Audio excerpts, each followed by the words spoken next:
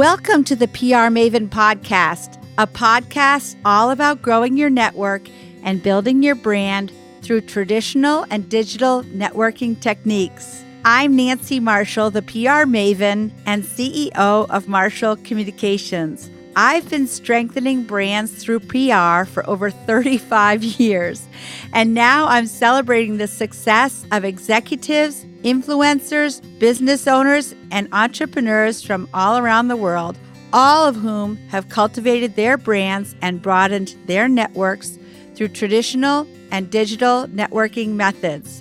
Each week, I interview one of these interesting and influential individuals and provide an opportunity for you, the PR Maven Nation, to gain insights from their strategies and stories. So stay tuned for this week's episode, and thanks for listening.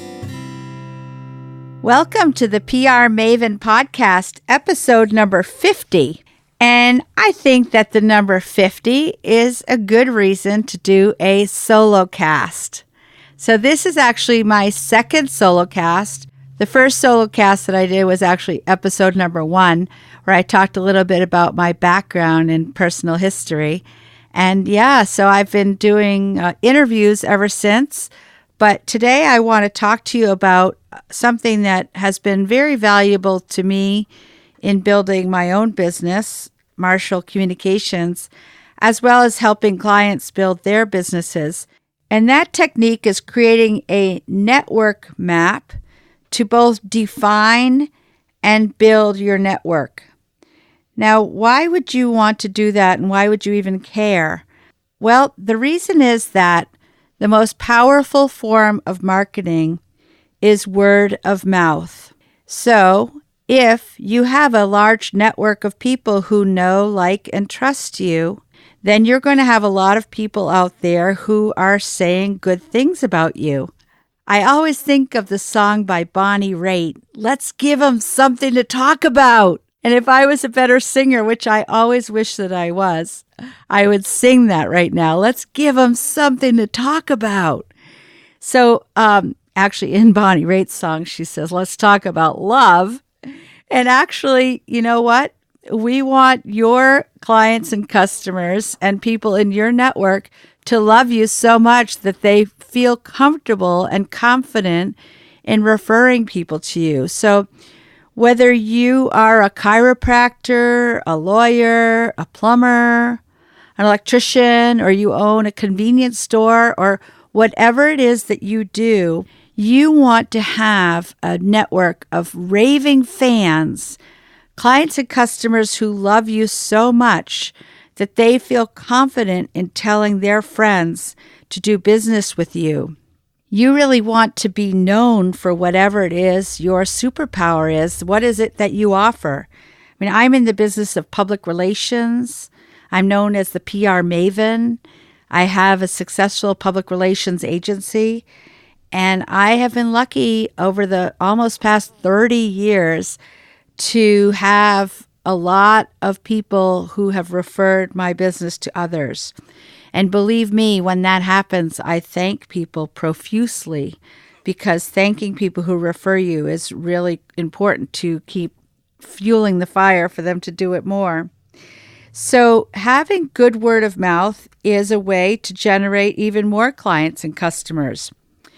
What I want to talk to you about is actually creating a written network map so that you can visually see all of the contacts that you have and think about ways that you could even tap into more of these networks that you're already part of, and you may not have tapped into them to generate more referrals. So you actually are part of many more networks or groups or communities than you probably even thought of. First of all, I grew up in a town called Bethany, Connecticut, and on Facebook, there's a Facebook group for people who are from Bethany, Connecticut. So that's like one network that you're part of, is like the hometown where you grew up. How about your current hometown? There's probably groups both on Facebook and in person for your current hometown.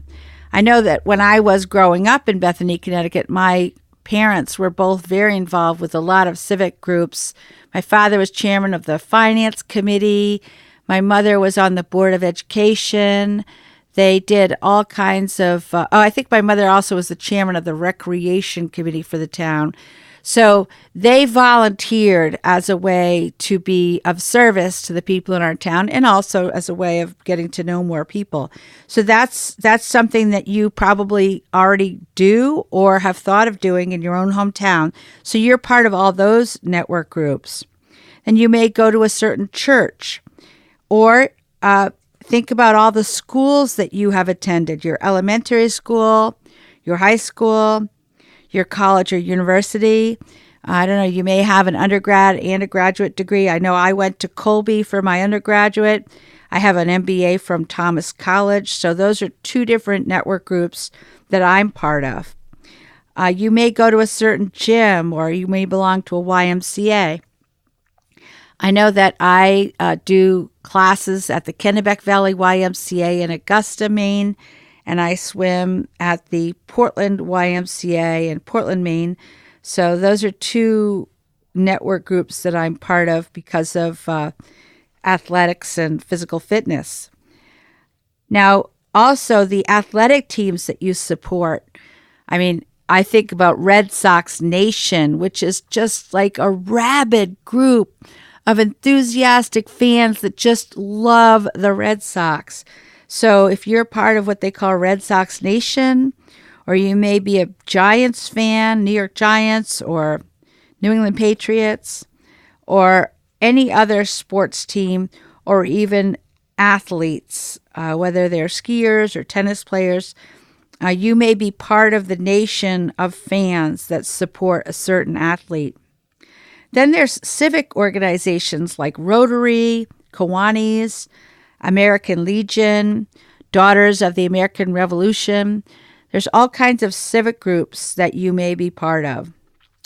You may also be part of a political party, and you may be part of a group of volunteers that do volunteer work for candidates from your political party.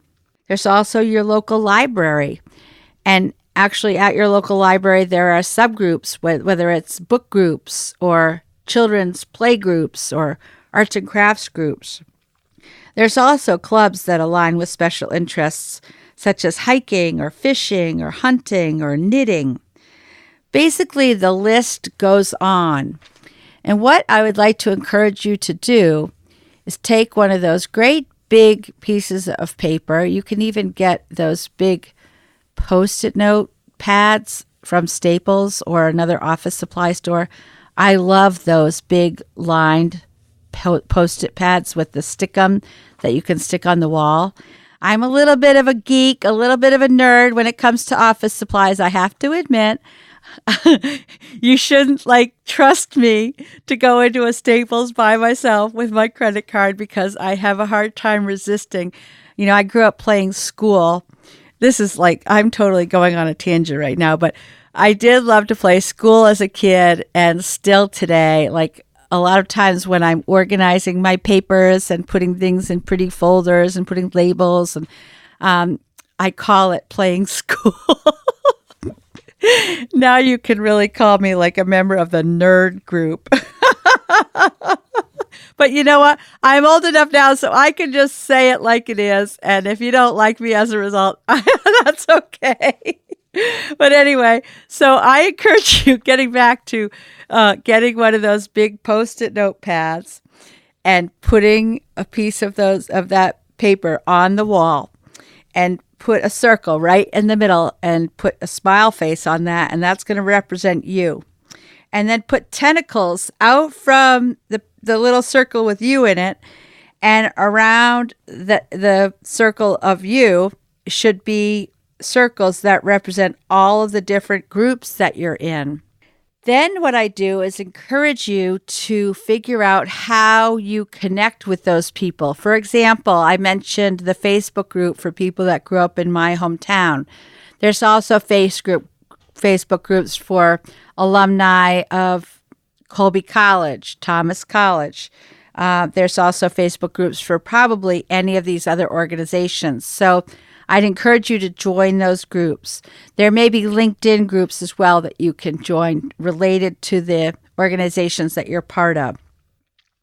So I'd encourage you to join those social networks, but also be more active in the meetings or the events or other in-person gatherings related to these clubs and organizations. For example, have you been to one of your high school reunions or college reunions? I know sometimes people dread going to those because they're worried that they might not look as good as the other people do, or they might feel like they're not going to fit in. But you know what? Amazingly enough, as we get older, people accept you for who you are. And actually you realize, wow, are a lot of nice people I went to school with, even if they weren't your friends while you're at school.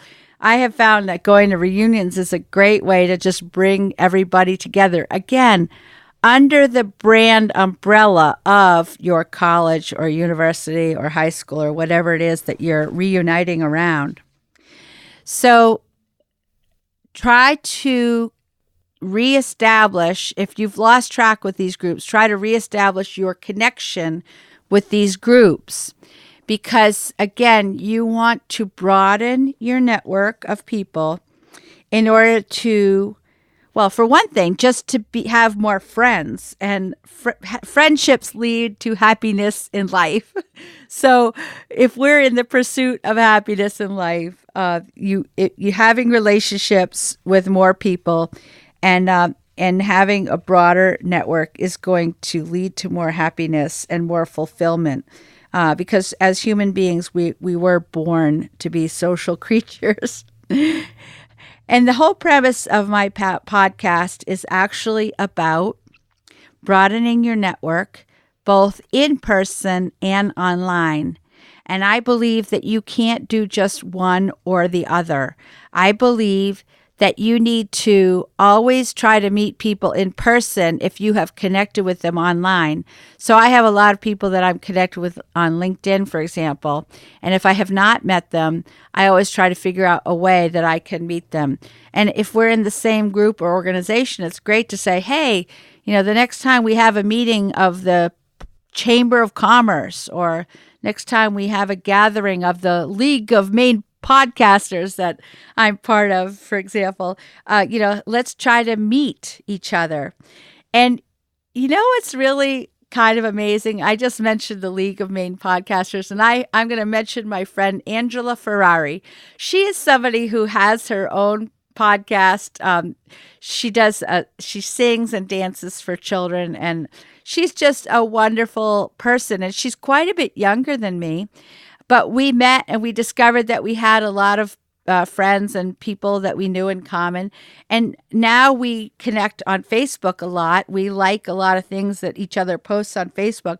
And I feel that I just made a really great friend. And it makes me smile just to think of her now. Like, I really like her a lot. And I know that she would refer people to my public relations business.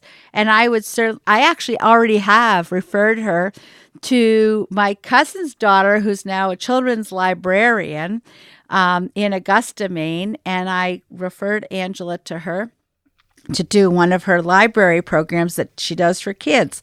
So that is just like a very small example of how I went to a meeting, I made a new friend, I connected with her on Facebook, I interacted and engaged with her posts, and she did with mine. And then I've referred her to something that should result in some business for her. So that is just like one small example of how participating in a group can lead to business and friendship and happiness. And, I think that one thing that happens, again, with young people who are brought up, what I call the digital natives, is that, from a young age, they've been making quote unquote friends online. They think that just because they're following somebody on Instagram, for example, that they're actually friends. But my theory is that you aren't really friends with somebody until you've actually been like face to face with them and like done something with them. I don't think that just because you click like on something that they post online constitutes true friendship. So if you connect with somebody online, try to seek out a way to hang out with them, do something in person. And ultimately, all of this word of mouth marketing is all about getting people who will know, like, and trust you. Because for people to do business with you, they have to not only want to, or they have to know who you are, first of all. They have to like you in order to want to spend money with you. And ultimately, they have to trust you. And trust is something that you have to earn. And you have to earn it every single day by delivering value and doing what you say you are going to do. You can't be unreliable or undependable or basically untrustworthy in order to have a successful business. To have a successful business, you need to have a customer base or client base of happy people. And that leads to another aspect of generating word of mouth, and that is good customer reviews. And I'd encourage you to monitor the reviews that are being left online, whether it's on Yelp or Google or other review sites, but try to keep track of what is being said about your business. Now, there are ways you can monitor this through sites, or you can have a service that monitors and responds. And if there is a negative review, actually, you can learn it. You can use it as a learning experience and learn from people who are providing negative comments. Of course, it's very painful. It's sad if somebody says something negative about you online, but there is a book that I highly recommend that will help you understand how to actually embrace negative criticism. This book is by Jay Baer, B-A-E-R, Jaybayber. It's called Hug Your Haters. And actually, Jay Baer is somebody who I would like to interview on this podcast sometime soon. I have heard him speak. He's a marvelous speaker. Actually, he spoke at the Agents of Change conference in Portland, Maine, put on by Rich Brooks, who is another podcaster and agency owner in Portland, actually. And this book, Hug Your Haters, really teaches you how to use negative comments to learn and improve your business, and actually then to turn the people around, ideally, to turn them around and make them customers and hopefully loyal customers. A lot of times if somebody leaves a negative online review, they really just want to be acknowledged. They want you to acknowledge that, yes, they had a negative experience. And if you are the business owner, you just want to say, hey, I'm really sorry that happened. And thank you for bringing it to my attention. And I'm going to make it right for you. And I'm going to make it right for all our other customers. And yes, what you said is helpful. And hopefully it's never going to happen again. So if you go at negative reviews with that kind of an attitude, rather than a defensive attitude where you like basically hate or despise everybody that says anything negative about your business. Again, I own a business, so I know how horrible it can be to see a negative comment online or in person. But we need to be brave. If we're business owners, we have to be courageous, and we have to face sometimes truths that are not, that are negative, and learn from it and turn it around. And you know what? People will understand. People will respect you and admire you for trying to make things right and make things better. And people do understand that we are all human. Again, we are all humans who make mistakes occasionally. So if you get a negative review, respond. Now, also, some people who leave negative reviews just want to have sort of a fight in public. And I would discourage you from going back and forth and trying to be defensive online. You might want to just say thank you one time. And then if the person who is leaving the negative review wants to talk to you, you can encourage them to call you on the telephone or maybe even meet you at your place of business in person. And again, show them that you care, thank them for giving the feedback, and ask what you can do to make it right, to turn them around. So ultimately, in building a business, you want to connect with more and more customers and clients, but not think of it as collecting them. It's not like you have a collection. It's not like having a collection of tchotchkes of some kind. No, these are human beings. These are people. You want to connect with them, engage with them, be grateful to them for their business, and thank them for their loyalty. And again, if they refer other customers and clients, you really want to thank them. That is, again, the most powerful form of marketing is word of mouth marketing. So I guess some quick tips would be to be a social person. It's not good to be a hermit and just stick to yourself all the time. And believe me, I understand. Like, I'm about as extroverted as a human can be. Now, if you're introverted, this may be a little bit harder for you, but you can actually make it almost a game to try to connect with people and figure out a way that you can talk with them. And actually, you don't have to do all the talking. People really like it if you show that you care about them and ask them questions. So if you are an introvert, I'd encourage you to come up with 2 or 3 questions that you can ask almost any person, like, where are you from? And how about your family? And do you have pets?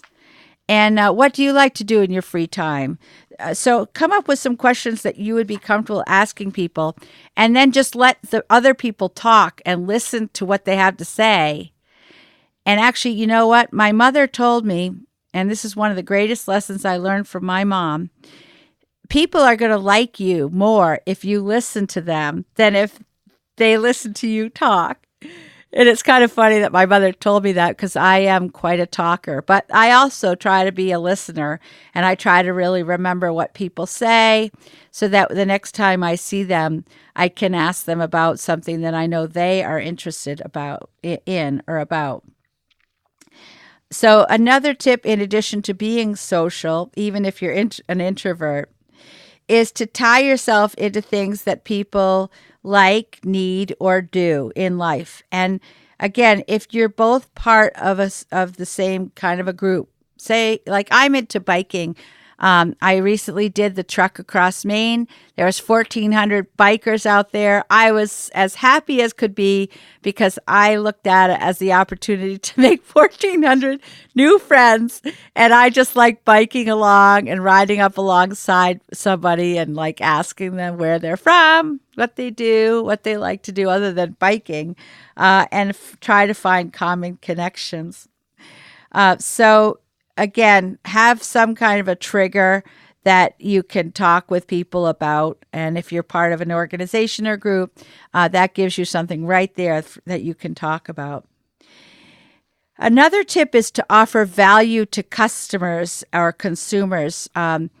Again, there's got to be some value to doing business with you. And make sure that you go above and beyond what people expect so that they can continue to do business with you and feel loyalty towards you.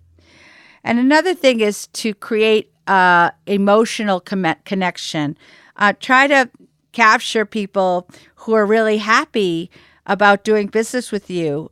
Maybe you want to take a selfie of yourself with a customer or a client and post it on your social, of course, with their permission, but to show people feeling happy or excited or having a laugh. Those emotional connections are much stronger than a non-emotional connection. So I'm just going to wrap up now by talking about actually what a brand is.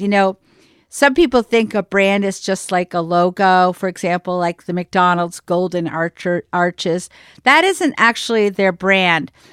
A brand actually is the connection that loyal customers and consumers have with a business. So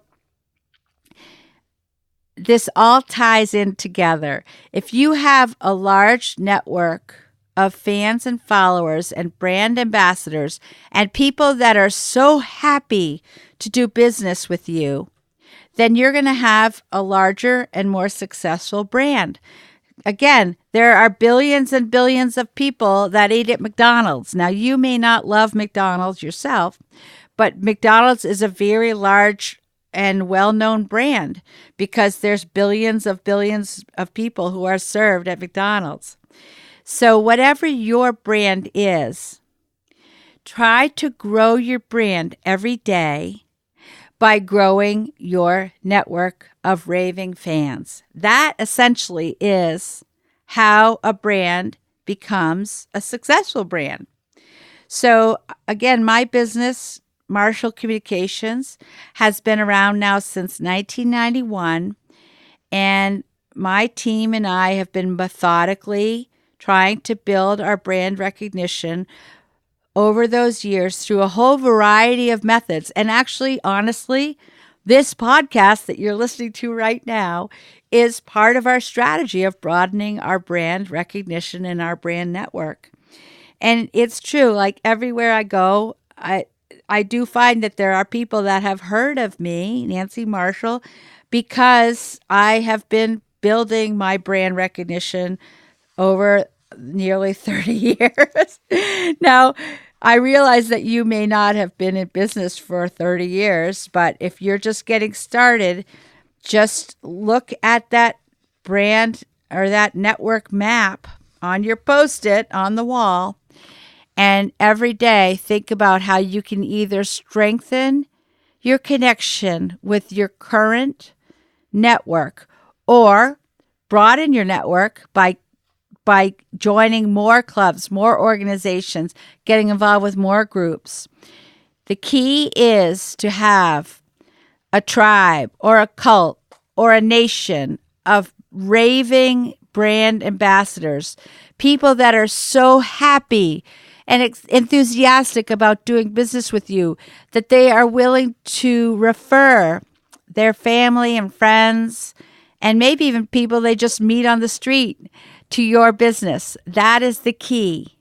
And then when those brand ambassadors do make the referrals, be sure to be so thankful and grateful because, again, they are providing you the most cost-effective, the most impactful, and the best type of marketing that delivers the highest return on investment because it comes from a genuine place in someone's heart and mind. And again, that's where a brand originates, is in the hearts and minds of the people that do business with that brand. So thank you for listening today.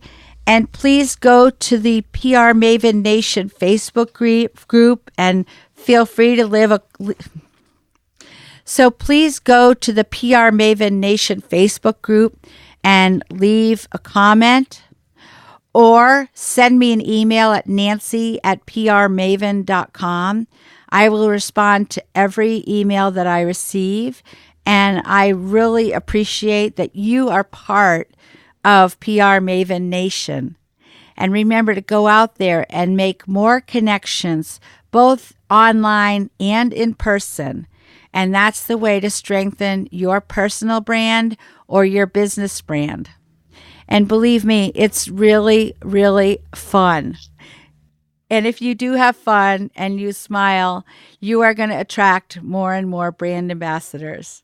So have a great day, PR Maven Nation. That's it for this week's episode. I'd like to thank you for listening. And if you feel that you've gotten value out of today's conversation, consider leaving a 5-star review on iTunes or whatever app you're using to tune in. If you haven't subscribed yet, you should do so. I release a new episode each week, and subscribing will make sure you get an alert when there's a new episode.